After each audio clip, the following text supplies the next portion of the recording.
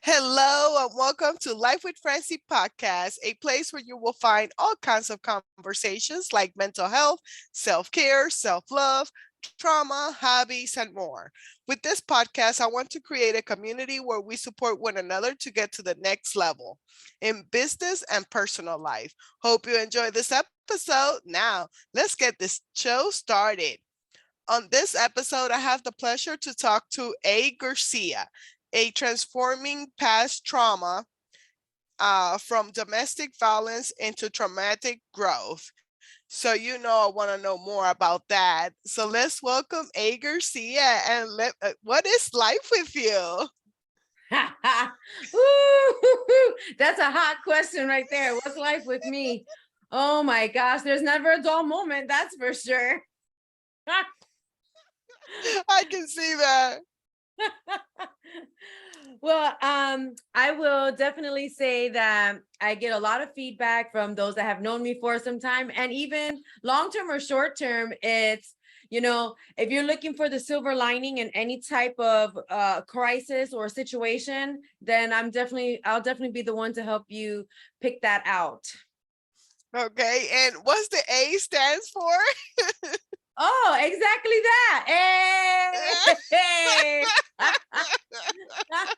I do that with intention, see, because the topic of the conversation with me today is post-traumatic growth after domestic violence, after a form of a toxic relationship, right? Because there's so many things that fall under the umbrella of domestic violence. And as a survivor of a double attempted homicide, 8 months pregnant, I can definitely talk about, post-traumatic growth and all that. But for the A. Garcia, I want to help others know, realize, feel, see, and lead by example that, you can be safe and vulnerable at the same time. It's how you go about it.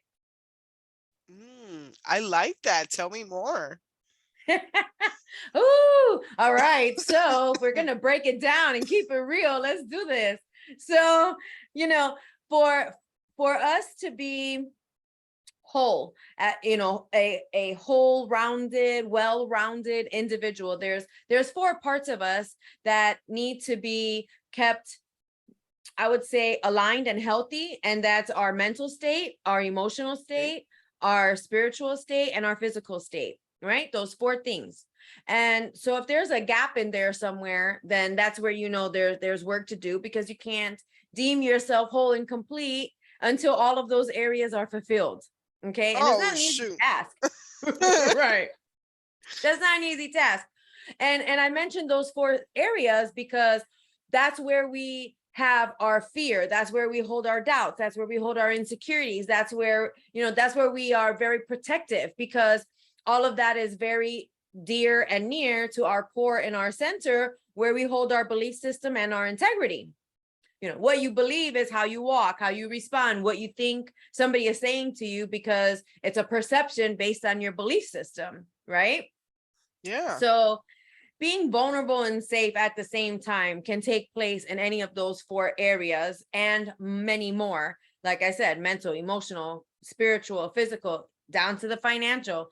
I mean, anything that you've had, any place that you've had some sort of toxic or trauma in your life, being vulnerable in that same exact area is going to be a challenge. And instead of constantly being in fight or flight mode, I have a saying, which is a well-known saying, that you cannot conquer what you will not confront. Oh shit. Yep, I can see that. Okay, so now let's talk about that word real quick. Confront, right? Oh man, you gonna start like that? Yeah. Because did you feel your reaction when I said that word? Yeah. It's like the word confront makes somebody completely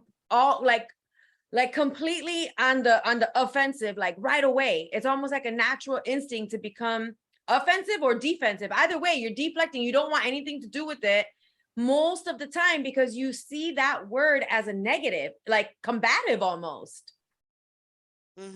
And here's the thing, when you look up the definition, and if you from a military background, Confronting means that you are seeking resolution to a problem that is important enough to seek a solution for. Okay, I see that. I'm loving Okay, it. so the second that your understanding of a word can shift, then when you receive that word or hear that word, it's no longer this negative trigger. Right? Yeah. So right now, just in this like few of a minute conversation, I was able to break down one word and shift an understanding of what it really means versus what you've been like taught or subconsciously just react to. Mm-hmm. It's I'm actually a very positive, reactive. it's yeah, it's actually like a positive thing. You want to confront what you care enough about so it can be conquered. Mm, It's I not love combative. that. It's not combative. I feel like I should be taking notes. I'm going to be like listening back to this episode and taking notes and everything. I'm going to learn a lot today. And I get it because I am a little bit like that as well. I tell my friends now, like every time that I have a trigger now, I'm like, oh, yay, a trigger. That means I have to do some more work. So I'm like, I go ahead and I guess confront it instead of like just being defensive and going back into my bubble of like, oh my gosh, the world's going to end because I was triggered. If that makes any sense. It absolutely does. And I love that you're bringing this up because I want to talk about what you just said. And that is that as soon as you feeling triggered, you have something to work on. But once again, who is convincing you that a trigger is a negative thing? I know we do have a really bad negative stigma around triggers, and I'm trying to change that stigma as well. So I'm loving all this conversation, everything that you have to say. Go ahead, girl. Okay, so let me ask you a question. I want you to think about your favorite song right now. Ay, mama, I can't. I Okay, think wasn't about, ready for that. yeah, that's okay. Think about one of them. Like on a normal day, if you weren't being like asked to think of a song, a favorite song, if you were just thinking of it, what are you naturally, what are you by nature doing while you got those beats in your head? Yeah, I got my warrior playlist, and one of them is like hold her, like God holding her because she's going through a lot. And what do? You're like, you have this physiological change, right? You're like moving to the music, or you're feeling your voice and your feelings come out, while you're singing it out loud. Either way, you could be doing something, you could be doing something like taking out the trash or washing dishes, but as soon as you hear that song, you get a smile on your face. You get this, like, it's a distraction, it's a trigger, it's a positive trigger. Okay. That's what I was trying to show you here, is that there's positive triggers. Yes, and I'm looking for them. Right. But as soon as you're able to identify what they are, simple thing like your favorite song, then you start building your toolbox that you can go to in the future when you're having one of those challenging days where you're trying to get out of your head.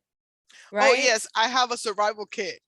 I have it Okay. for anxiety, but it's mostly you can use it for mental health. So I love that you're saying that. Yes. There you go. And believe it or not, what that's doing, because we all have been taught that our brain is the biggest muscle in our body, right?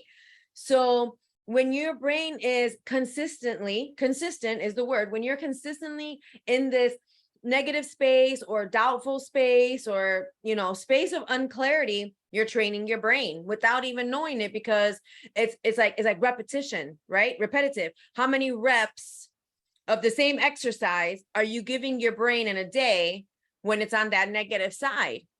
And if you're able to measure it, and you realize that it's a higher percentage of the negative that you're spending that time on, you have to know how to intercept it. Because if you don't, it's going to become self-sabotaging and overcoming all the positive that's there, because unfortunately the negative just weighs heavier. Yeah.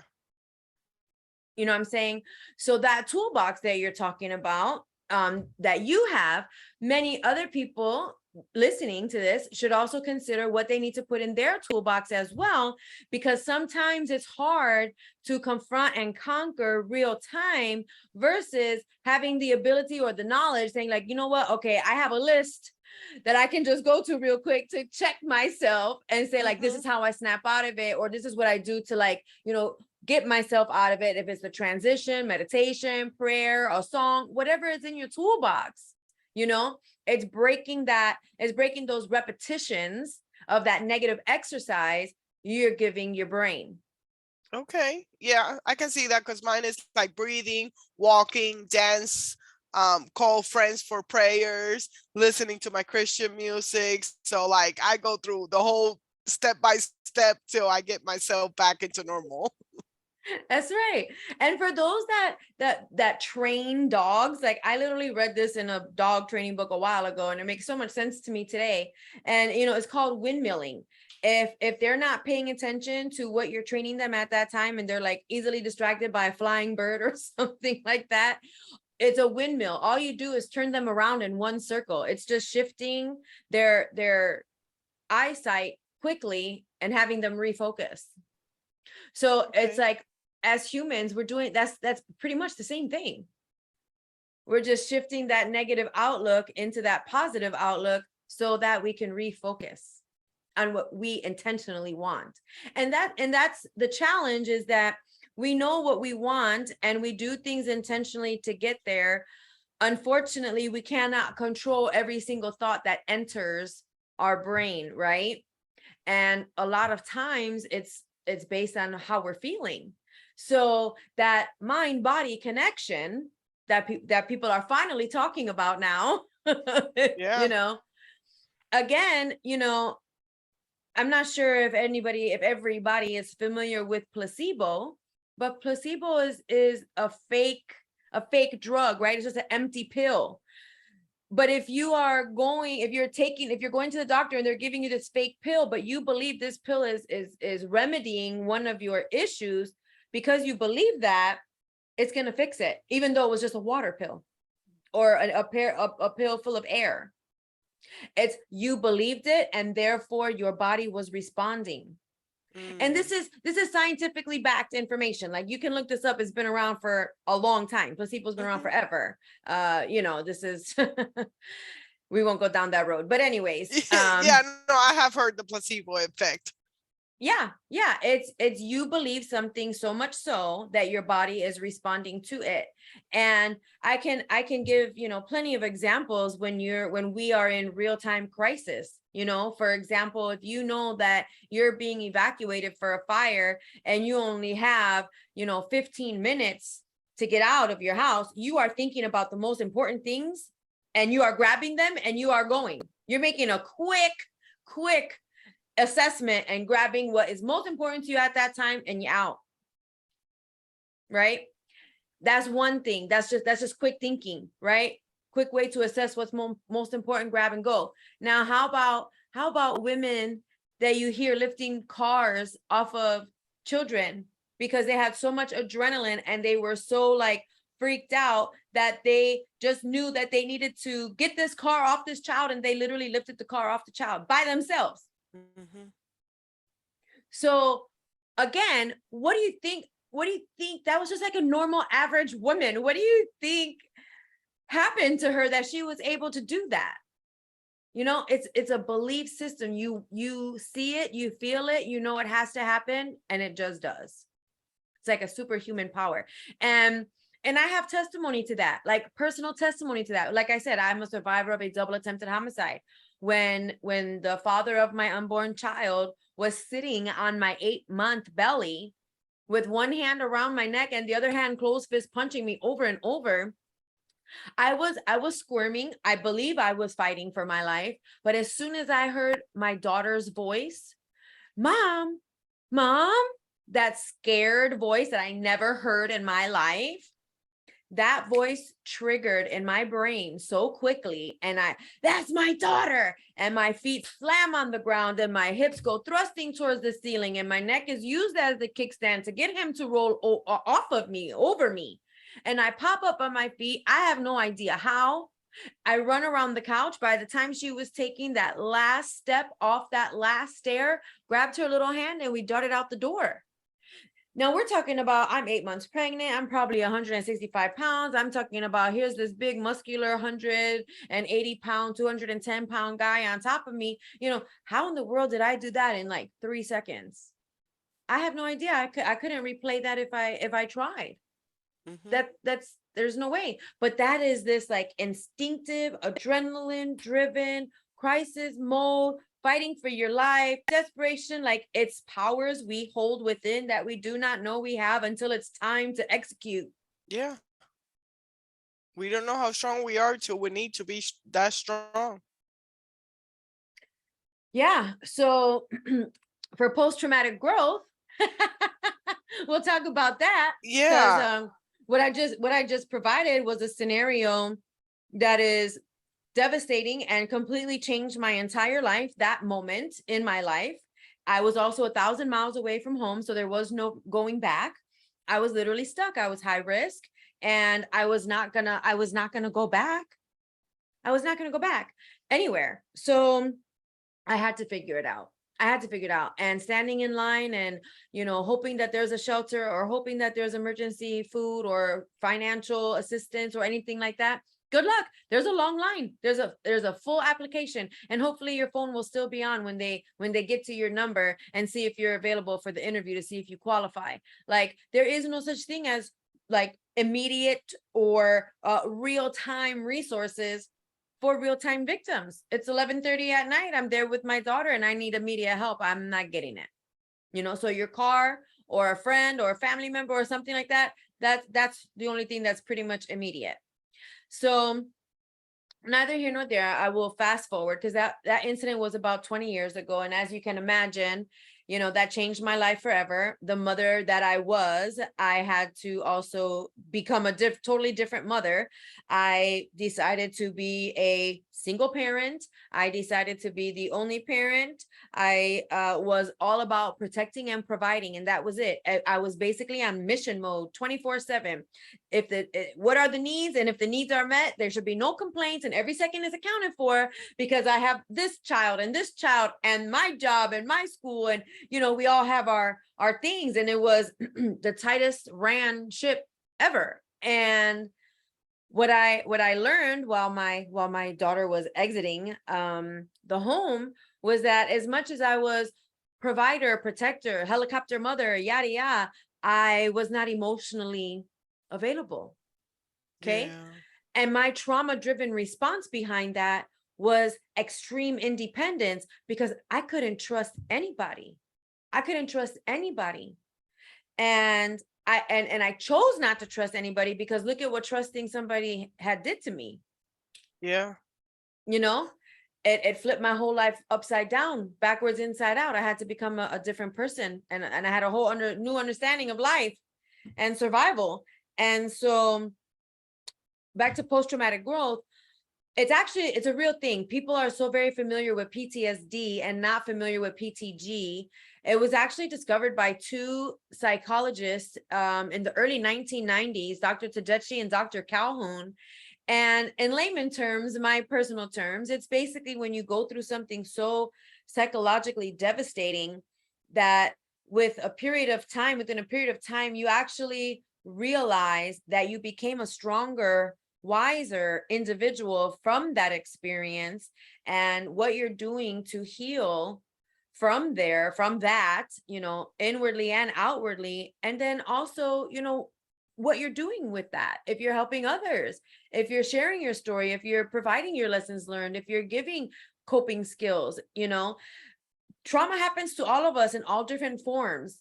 And it affects us differently. We respond differently. But the one thing that brings us together is our desire to level up our coping skills.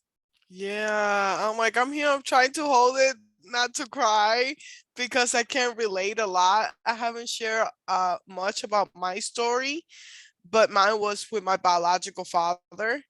So, I can relate to the independence. I'm working on it so hard because I'm still super independent unless a hurricane goes through Puerto Rico and I can't reach my mom, and then I'm super codependent and I need my mommy.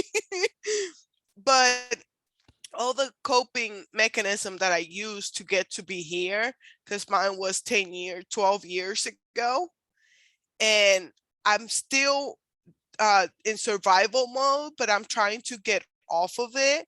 And now I can see how I'm not so focused so much about the PTSD, but now I might be with the podcast and everything, I might be turning into PTG, post traumatic growth. So That's it. I'm so into it, girl. I love it. And here's the thing. I didn't really have home to go back to, right? Meaning, like, first of all, I'm an only child. Me too. And my mother, she left when I was 2 years old. So the environment that she was in with my dad, she chose to pack her stuff and leave because it was too much for her to handle. But yet she left her children there. Okay. Yeah. So now dealing with a mother abandonment by a mom, I don't know which animals even abandon their children. I don't know. If what I'm saying, Yeah, where I'm yeah, going yeah, with yeah. this. And then my dad, he's in his early 20s, and he's stuck looking at me. He's dealing with his trauma the best way he knows how. And for him, he decided to work third shift and sleep all day. So he didn't have to deal with me. He just made sure I had a roof over my head. You see what I'm saying? Yeah. So for me growing up without a mother, with me knowing that I wasn't even wanted by my mother, me knowing that she left to have a better life, but didn't care about what she was leaving behind, that was very, very traumatic for a young girl growing up. Okay. Mhm. And, I'm here to tell you that when there's a void, like I shared in the beginning, where you have trauma, where you have issues, where there's like certain pain, you can find silver lining. So for me, without my mother being in my life, I was blessed with so many mothers. Okay. When my friends' mothers found out que yo no tenía madre, ellos quisiera que yo siéntate en la mesa, vamos a comer, you know what I'm saying? Like, Love they it. they brought me in, and my friends get so upset when I'm like, if it wasn't for your mom, and oh my gosh, they brought in the strays from the neighborhood. Oh. Don't say that, you're not a stray. Yo no tenía madre ni padre, como que no, but I learned what I was just speaking, that Puerto Rican Spanish that you heard from me. That's because those were the mamas that took me in. They embraced me. They brought me in. They exposed me to the culture, and I love it. Are you kidding? Yo tengo sofrito en la nevera ahora mismo. Okay, so I love it. yeah. So if it wasn't for those strong-minded, like bullheaded Puerto Rican mothers that are old school, that sat there and taught me what to look for in the street, how to watch my back. If you see a man twice, that means more than likely they're following you. Why are you gonna see the same face twice? You're out in public. You're in a crowd. These are the things that you need to look for. So yo no soy ningún pendeja tampoco. So I'm like, okay, well, I'm so happy that my mother left because she showed me the mother I'm not gonna be to my kids. And secondly, she was replaced by so many that I don't even know what my life would be if she did take me. Like, I don't even want to know, because I'm so happy Amen. with how it turned out. Yeah. I 100%. I'm glad that you have that perspective. I can't imagine. I love my mom, so I say, like, mommy issues and daddy issues are totally different thing, because mom is supposed to be nurture and everything else, but I'm glad that you had angels along the way that took you in and gave you that motherly love. For me, my mom, I tell her she's like my best friend, but she's almost perfect, and that almost is in caps, like Yeah. separating her from perfect. And growing up, it was more of she couldn't teach me what she didn't know. So Right. I don't hold anything against her. Now, my biological father, if it wasn't for my stepdad, and I hate that word because he's my dad, I say he's my dad that took me in when I was one. Uh, and he gave me a different vision of a man and everything else, but I still deal with, I'm still in it. Like, I'm getting therapy and mentorship and all of that because I don't see it as you have, because of the work that you have done and everything.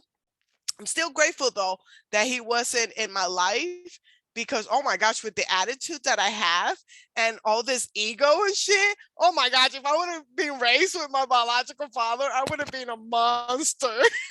So I'm so glad that I was raised with my mom and not my biological father. So in that way, I can't relate. Like, it's your loss, buddy. That's right. And everything you just said is all a part of the post-traumatic growth. Listen, first you said that you acknowledged that you had this thing that you have to work through. You can't work through something you don't even acknowledge. So Okay. that's I'm honoring that right now, right here. And hopefully you're honoring yourself for the same thing, because that's the battle for most of the people that are dealing with some sort of trauma or the negative triggers that's making them react and become destructive. And that's because there is a problem, but they have yet to acknowledge what that problem is. If you are not able to identify it, how can you confront it? Hmm. Yeah, and You that was know? my 20s. I through my 20s in the trash. I thought Yeah. the whole freaking decade was on the trash. But see, the thing is that you already said you wouldn't even want to know who you'd be if you were raised by him, Yeah. which means that you are happy with who you are today and where you are, regardless of the things that you need to work on, which is beautiful. I will share with you one of the things that I did, to forgive and let go with my mother.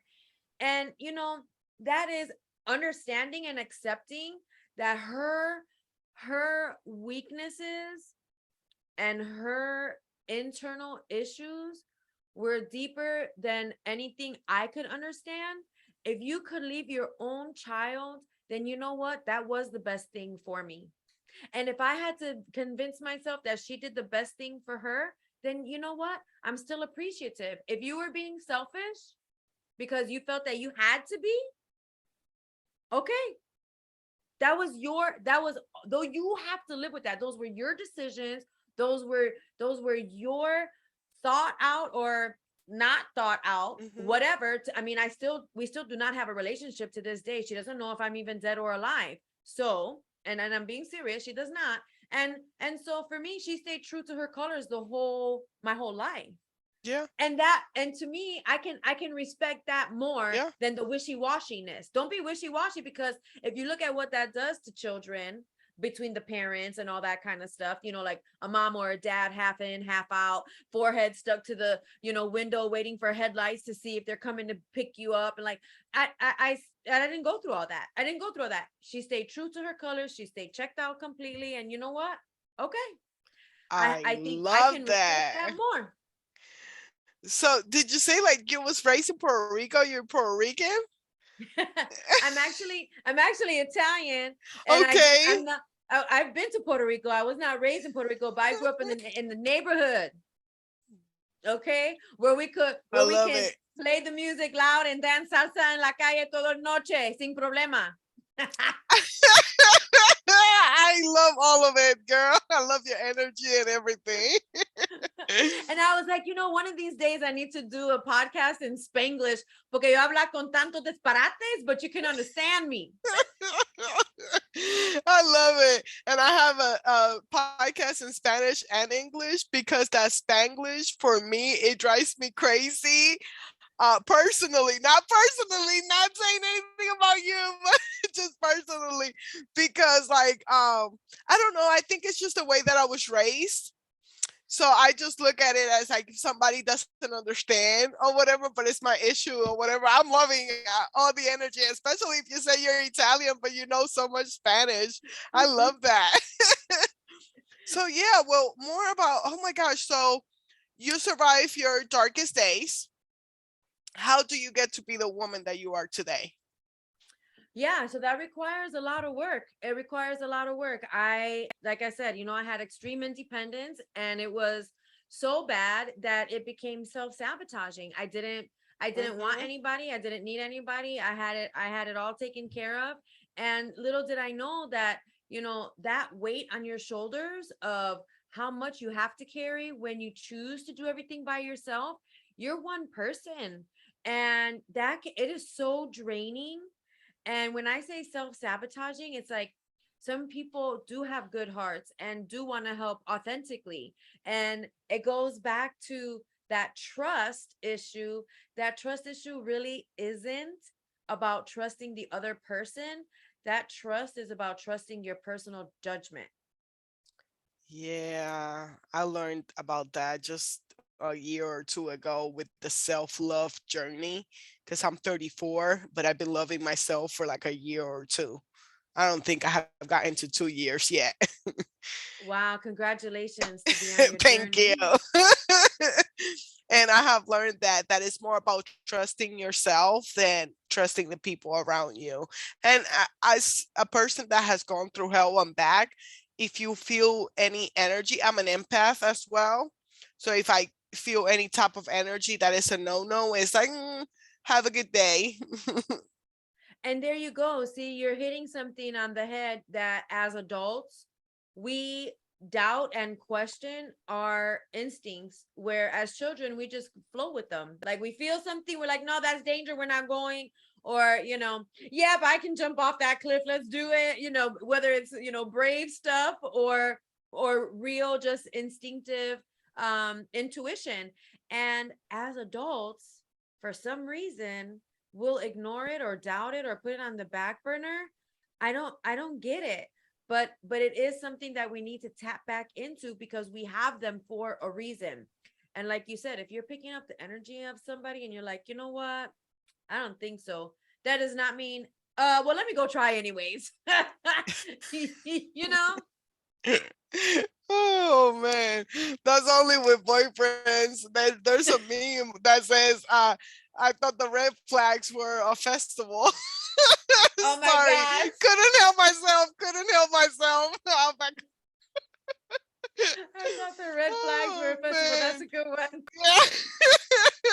yeah. Until you leave that festival and see those red flags again. Woo, yeah. Oh my goodness. But yeah, so how did you turn it into this mission to help out other women and to learn about it? Yeah. Yeah, so when I was finally going to my own sessions, because it did take quite some time. First of all, as a single mom of two, there was no way I even had time, or the means, and or an interest. My priorities were them, and that was that. Yeah. And it wasn't until, like I shared, that my daughter expressed her her feelings towards me, which I took personal at first, but then had to come back and validate them and recognize that I certainly did have a huge play in what she was saying. And the journey literally started from there. It started with reading the 5 love languages. That's not just for you and Oh your wow. partner. That's for you and anybody that you learn their love language so you can better understand and connect for a long loving relationship. And I'll tell you that when I was starting to apply what I was learning, she thought I was being sarcastic. She was like, not taking me serious. And I was getting irritated. I said, listen, girl, you want this or you don't want this? Because I'm not going to be able, like, I'm being vulnerable and safe at the same time. And by you like thinking it's a joke or thinking I'm being sarcastic, you're going to turn me away. So what is it that you really want? Are we going to do this or not? And that goes back to any ship, any relationship, kinship, courtship, whatever. There's so many ships that you have, right? So Yeah. both people need to be working towards the same goal and confronting the issue in order for it to be conquered, right? Yeah. So while I was doing that with her, I was also seeing, an actual psychologist to talk about, what I was going through and whatnot. And I learned that, medication is something that they like to give right off the bat. And I'm personally just not about altering my chemicals. I believe that we are organic beings and we want to be in our organic way. And we have what it takes within us to get through whatever it is. And sometimes it'll take longer than, others, but it's a choice that we have. That's the freedom of the choice that we have.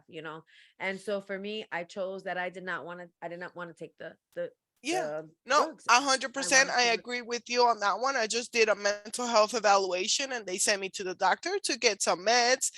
And I was like, I tried it, but I didn't even take it. But I researched and the side effects were not worth the risk.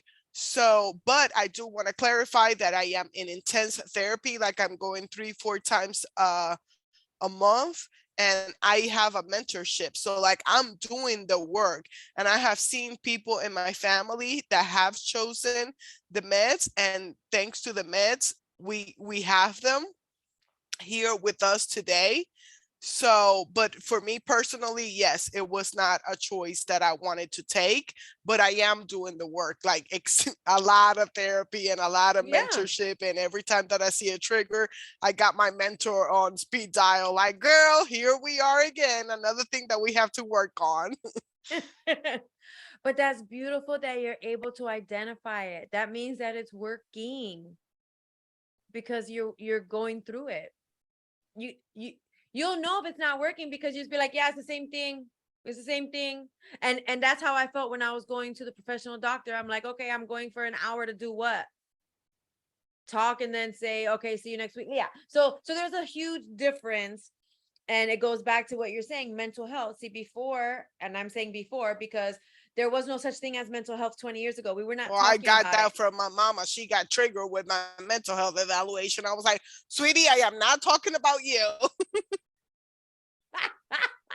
She was like, in my days, there was no such a thing of bipolar. I'm like, yeah, it is. I see it in the whole family, but we just don't talk about it. That's the difference. I speak about it because I want to end the mental health stigma, negative stigma of like people that have mental health issues are not functional. And as well as I did the mental health evaluation for me because I wanted to know what is mental health illness and what is because of trauma, because Mm. trauma can cause mental health illness if you're not dealing with whatever it happened in the past.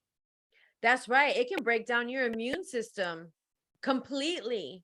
I mean, that's what I'm saying. Like, so many people are familiar with the PTSD, and that's what you're explaining is the form of that, how it chips away at your body, at your immune system, at your health, your mental health, your physical, so many things. It can become debilitating, truly. And I'll be honest. I mean, of course, I went through a time in my life where I didn't like what I saw in the mirror. I was talking mad shit to myself, like ugly. We have the worst inner critic than anything. And it's like we wouldn't let anybody that we love talk to us the way that we talk to ourselves. And we would never talk to somebody that we love the way that we talk to ourselves. So it's like as soon as you can recognize that behavior, if you can't answer why you do that to yourself, knowing that the whole world is waiting to like attack you or hold you back or hold you down so they can get ahead, or you know what I'm saying? I mean, there's enough people out there that don't want to see you succeed. So why would you hold yourself down? Why would you hold yourself back? Why would you feed yourself all the negative stuff that you would not take from anybody else or give to anybody else that you love? I know that everybody loves themselves because if they didn't, they would probably off themselves, right? And I hate to say it that way, but if you are that miserable, that's how deep you're going and you need to get other type of help. But you know, if you didn't love yourself, you wouldn't be trying every day to make every day a little bit better than yesterday. And so if you can look in the mirror and and if you see something that you don't like, if you feel a way that you don't like feeling, if you're talking a way that you don't wouldn't accept or wouldn't say to somebody else, you have to intercept that. You got to recognize it, like we talked about earlier, and then you need to intercept it so that it does not take up any more space or time than that split second it entered your head. And that's one thing that I say is that we can move 1,000 times, 1,000,000 times. It doesn't matter where we move. We live in our head. So you need to get your mental house in order. Yep, 1,000%. And like I said, you wouldn't, if you're a parent, you wouldn't let your child talk to you how your brain talks to you. So like, cut that shit out. Plain Yeah. and simple. Like for me, it took me forever. I used to do post notes and put it all over the walls with quotes. But once again, if you don't believe what you're reading, it just helps you stop, reset little by little. But you have to do the inner work to believe what you're reading. That's right. And here's what I will give to all the listeners here. This is a big nugget here. I invite you to really think deep about your personal definition of what having your shit together really means. What is your personal definition of having your shit together? Like, what does that mean for you? You Yeah. know? And once you really put some thought behind that, you'll realize that it's not just in one area. Having your shit together is like a few different areas combined and you're feeling a certain way about it, right? When you realize what that is, write it down and look at it frequently. And every time you look at it, ask yourself, am I walking in my own definition? Because if you're not, there's your gap. Mm. There's a reason why you're triggered. There's a reason why you're short. There's a reason why you're, a little bit snappy. There's a reason why you can be provoked. There's a reason. There's that window right there of that gray zone. That's that gap of you not walking in what you actually believe. So when you start filling those gaps, okay, you're starting to become whole because there's no more gaps, right? It's a daily intentional desire. In the morning when you wake up, if you're in a prayer thing, great. Somewhere in there, project your day.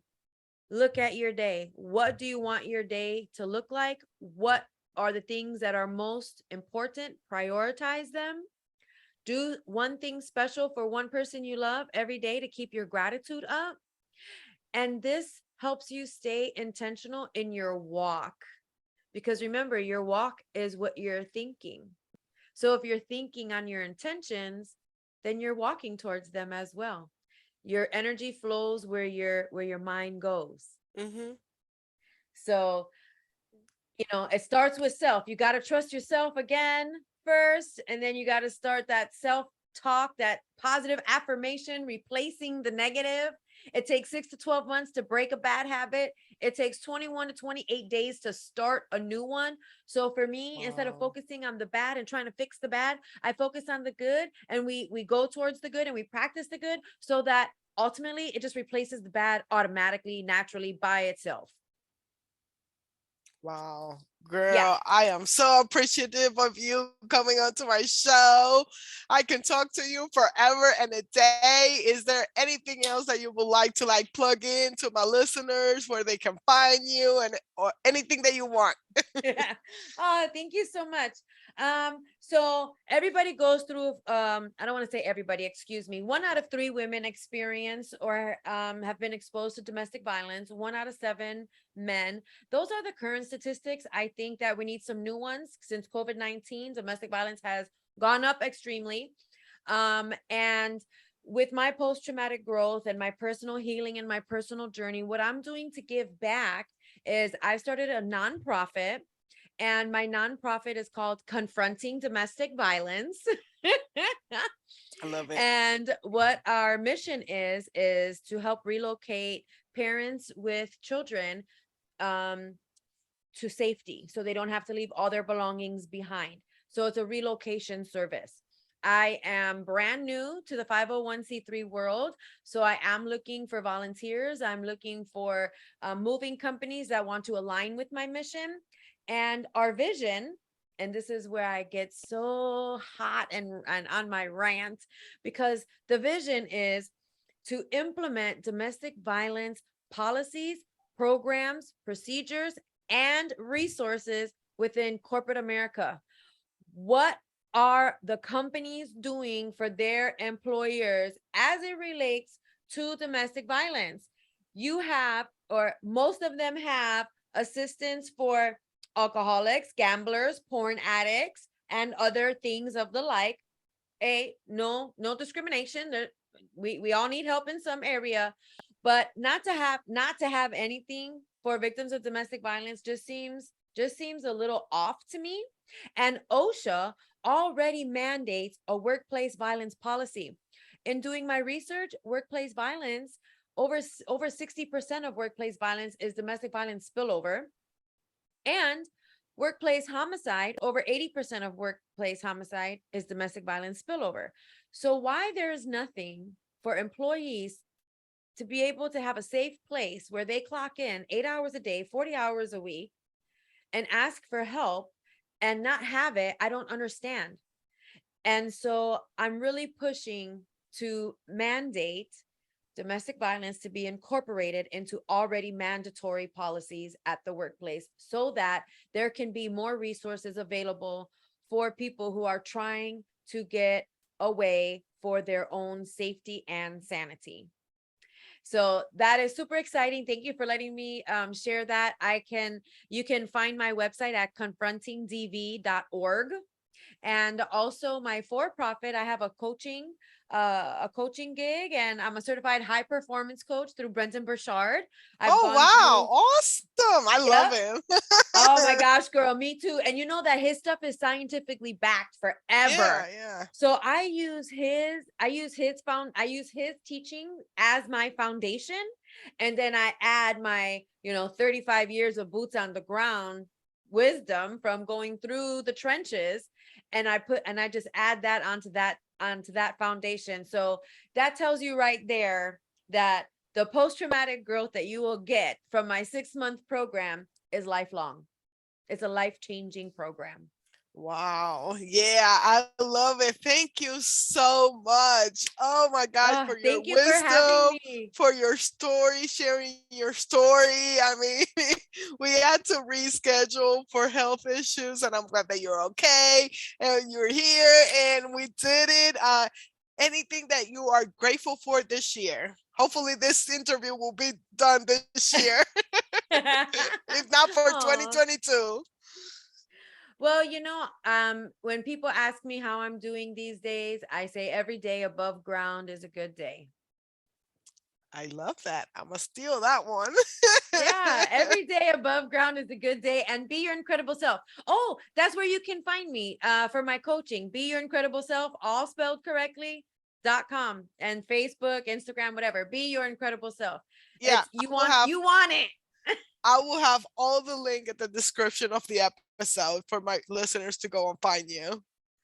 Thank you. Thank you so much. Do not neglect your mindset. It's the highest ticketed price you'll ever pay in life. Yeah, girl, I'm telling you, I'm going to be re-listening to this episode and taking so many notes. You just dropped so many good things on this episode. I appreciate you having me here. Thank you so much. It was my pleasure. Well, listeners, thank you so much for listening to another episode. I hope you enjoyed this interview as much as I did. Hope you have a blessed day.